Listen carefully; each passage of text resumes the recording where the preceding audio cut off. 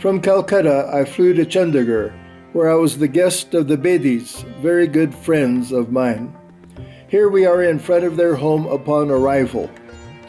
Dr. Harinder Bedi is a much-in-demand thoracic surgeon.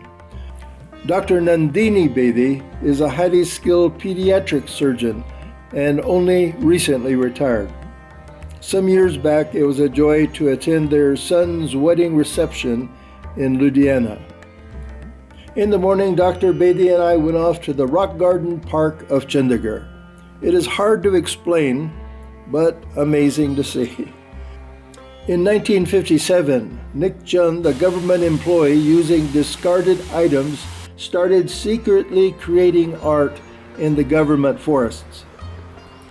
Though it started illegally, it gained such popularity that all the government could do was to join in. Along with the help of many volunteers, the government aided its expansion. Today it is spread over 40 acres and delights the hundreds of visitors who enjoy it every day. On our second day, for a little respite from the heat, we headed up to the nearby Swalek mountain range. There we boarded the Timber Trail cable car that took us up to a mountaintop resort. I was amazed by the freestanding span of over a mile's distance between where we boarded and where we got off. The pizza we ordered for our leisurely lunch was the best. Then the trip back down. On the way back to the city, we stopped at the beautiful Pinjore Gardens that I understand architecturally replicate the Shalimar Gardens in Kashmir. The next day, it was time to bid farewell to my friends and head to the Kalka station to board the Himalayan Queen. From the station at Kalka near Chandigarh, I boarded the Himalayan Queen to Shimla in the mountains of North India. I had been looking forward to taking this trip for a long time. Referred to as the toy train, it is one of the few remaining narrow-gauge trains in India. The narrow 30-inch distance between tracks enables it to make the almost constant sharp turns to the left and to the right. It covers 59.6 miles in its 5.5-hour trip. It passes through 102 tunnels. There are some times when as soon as you get out of one tunnel, you enter the next.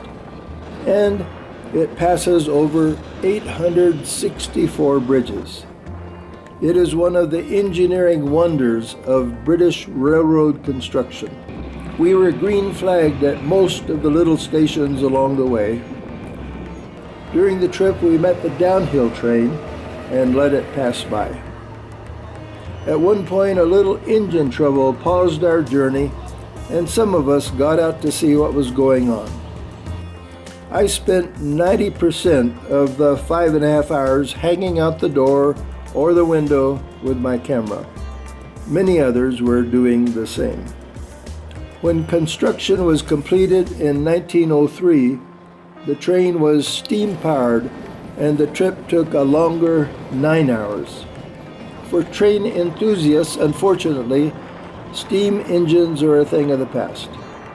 Still, one of the Himalayan Queen steam engines is on display at the Shimla station, and I took ample pictures of it. While growing up in India, the last leg of our 4-day trip home from school was by narrow gauge. That delightful train took us 120 miles that we needed to go in 9 hours. Shimla was the British summer capital. Every year, when it became too hot on the plains, they packed up and moved the capital to Shimla. That was quite a long haul when the capital was in Calcutta. When in 1911, the British moved their capital from Calcutta to Delhi, the trip to the mountains was a great deal shorter. The city of Shimla displays many of the huge and lovely buildings built by the British for their summer capital. On top of one of the hills is the Viceroy's Mansion, which was used each summer for a few months until India's independence in 1947. As in the time of the British, the Mall Road, lined with government buildings, shops, and restaurants, is still for pedestrian use only and is enjoyed by hundreds of tourists walking its length. At one end we find Christ Church, which still has a functioning congregation.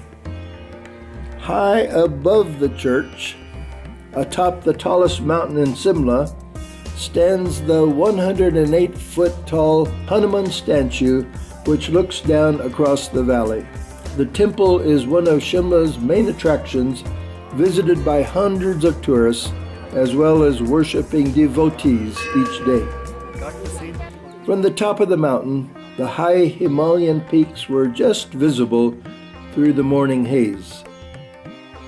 From Shimla, I took a 7-hour taxi ride to Mussoorie, where Laura and I had just visited on the first part of our trip.